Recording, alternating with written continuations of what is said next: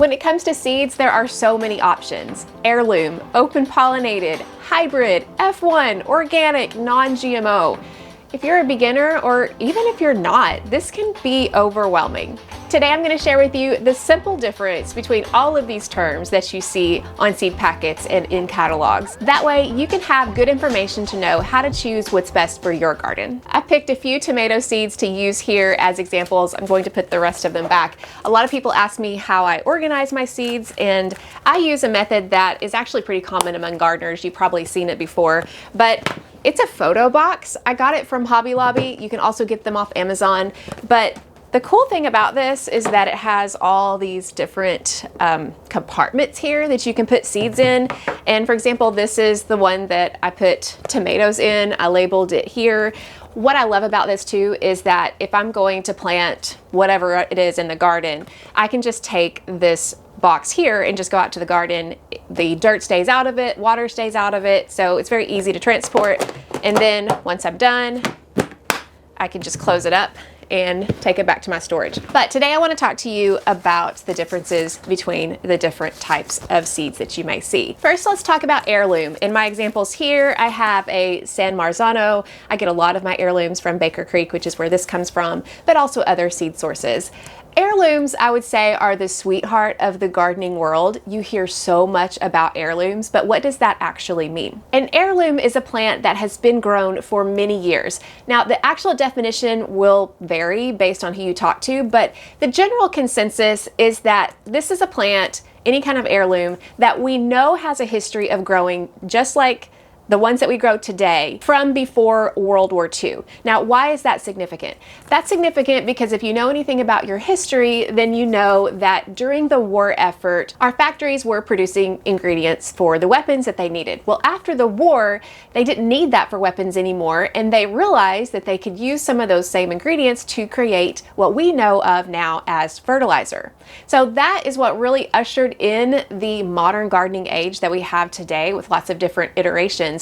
But when we're talking about an heirloom, we're talking about one that existed before all the synthetic fertilizers and all the non-organic inputs were even an issue. So what that means is that over the course of history, the history at least that we know of it, they were able to persist in conditions that didn't have any outside inputs. So they were basically the ones that survived in the survival of the fittest when it comes to the length of time that they have grown. Another reason that gardeners love heirlooms is that you can save seeds from them, and they will in the following generation come true to seed. So they'll be the same plant that you planted and grew the year before, as long as there wasn't any cross-pollination going on in nature. I have another video that talks more about that.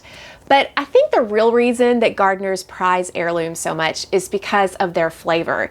In general, they tend to have a more complex, robust, delicious flavor that people love. They also come in unique sizes and colors. They're just not your run-of-the-mill vegetable. They're very unique. If you read the catalogs of heirloom companies like Seed Savers Exchange and Baker Creek Seeds, you can see the history behind many of these seeds, and it's fun to see that and know that you're growing a piece of history. So all that is a reason why so many gardeners love to grow heirlooms. The next definition that you may hear is the term open pollinated. Now, heirlooms are open pollinated, but there is a slight difference between the two. Open pollinated seeds come from plants that were pollinated naturally by wind or insects or other natural means, and they were isolated enough from different species of the same variety that they didn't cross in nature. And so they end up becoming the same plant as the parent plant. When you grow open pollinated varieties and you make sure that there's no crossing between other species of the same variety, then you can reliably save seeds from these plants. The difference between open pollinated and heirloom is that with the open pollinated plants, we don't necessarily have the history to trace back. In fact, hybrids can become stabilized over the years where they eventually become open pollinated, which means that you can save seeds from them from year to year. In a nutshell, all heirlooms are open pollinated, but not all open pollinated crops are heirlooms. Next, let's talk about hybrids. And for this example, I've got a hybrid tomato called Paisano. Hybrid seeds were created as an intentional cross-pollination between two different varieties of the same species. The purpose is to create a plant that has desirable characteristics of both parent plants. Hybrids were originally created to breed plants that would be tougher so that they could travel longer distances and stay on grocery store shelves longer. This became increasingly important as we became less of an agrarian society and we started depending on our produce from grocery stores more and more. All right, so bear with me because I'm going to get on a little bit of a soapbox here when it comes to hybrids. It has bothered me that hybrids have almost become the pariah of the home gardening world. Yes, perhaps most hybrids aren't as flavorful as heirlooms, maybe they don't have the history that heirlooms do, and home gardeners are not going to be able to reliably save seed from them. Those are big issues.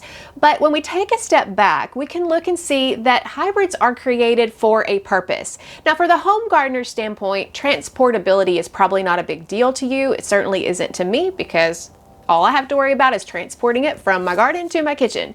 And maybe the length of shelf life isn't as big of a deal to you either, like it would be for a hybrid going to a grocery store shelf. But if we look at the reason why hybrids were created, it's because they wanted to create desirable characteristics. And that actually can extend to the needs that we have as home gardeners. For example, hybrids are developed now that show increased disease resistance, higher tolerance to climate variabilities, and also nematodes. And if you've ever dealt with nematodes, that's kind of a big deal. Hybrids are also sometimes created to give you more yield out of the same plant. All of those things in my garden are important to me. The higher disease resistance and nematode resistance, varieties that might be more tolerant to heat or cold, and ones that will produce more in my garden. Personally, I appreciate the effort that goes into creating hybrids that might actually help my crops produce better in some of those conditions. For example, in my garden, after many years, I got really tired of fighting powdery mildew. It seemed to be a mainstay in my garden no matter what I did. So I turned to some hybrid varieties of cucumbers and squash. And once I did that, I started noticing that I really didn't deal with powdery mildew near as much. Now, I've only done that a couple of seasons, and it could have been that those seasons were anomalies. I'll still have to test it. But so far, so good. And I'm pretty impressed with the ability of those varieties to perhaps be able to fend off some of those diseases that are persistent in my garden. Before we leave the hybrid discussion, another thing you may see in seed catalogs and on seed packets is the letter and number F1. When you see F1, all you need to know is that this is a hybrid. The F1 seed is the first generation of an intentional cross, and if you grow out that plant and save those seeds, most likely those seeds are not going to create the same crop that you just grew. That's what differentiates an F1 hybrid from an heirloom or open pollinated variety. The next term you may see is organic. Whether you're buying from your local garden seed area like I did last minute last year when some of my tomatoes weren't germinating, or you see it in a seed packet or seed catalog. What does an organic seed mean? And if you're an organic gardener like I am, do you need organic seeds? The main thing you need to know about organic seed is that it came from a crop that was grown in certified organic gardening conditions. Now that's a big deal because growing a crop in an organic manner just to get the fruit like we normally do is hard enough. But when you're saving seed for a crop, that plant has to be in the garden for much longer for that seed to eventually develop. And growing that in organic conditions can be very challenging, especially when it comes to disease and pests and that kind of thing. So buying an organic seed costs more, partly because of all the effort that it takes to grow out that crop, growing it without pesticides and without synthetic inputs that you would have with other crops. The logic then is if you're an organic gardener, then it makes sense to grow organic seed because the seed of that plant was grown in conditions that were similar to what you're growing them in, without the extra inputs of fertilizer, synthetic fertilizer, and pesticides. Personally, I have not grown a lot of organic seeds, mainly because they are so expensive, and my thought is I'm growing them organically in my garden anyway. However, The case can be made that the seeds might actually be stronger because of the conditions that they were grown in. I've just personally never done a side-by-side test, so I can't tell you. Theoretically, it makes sense, but that's something that you might want to test in your garden to see if it makes sense for you. But to sum it up, the difference between an organic seed and one that isn't labeled as organic is that its parent plant was grown in organic conditions. Finally, let's talk about non-GMO seed, because this is something you may also see and you may feel like you've got to get that. The good news is, as a home gardener, pretty much everything as far as I know is already non-GMO. You may see this on seed packets and seed catalogs because people are concerned about having GMO crops. And if you don't know what GMO is, it stands for genetically modified organism.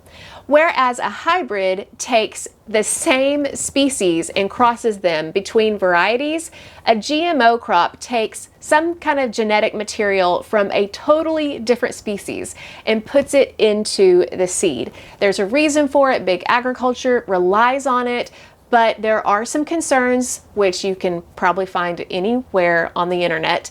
And that's why a lot of home gardeners really want to avoid GMOs both in their gardens and in their kitchens. But here's what you need to know is that GMO seed is patented. And so for that reason, home gardeners, at least at this time, are not able to buy them anyway. So this is not something that you have to worry about. Now that we have a working definition of all of the seeds, how are you going to choose which one or ones are best for your garden? Well, there are a couple of questions that you can ask yourself that will help you make those decisions. Number one, is seed saving important to you? Do you want to save seeds? And not only that, but are you prepared to isolate that crop from others that it could cross with?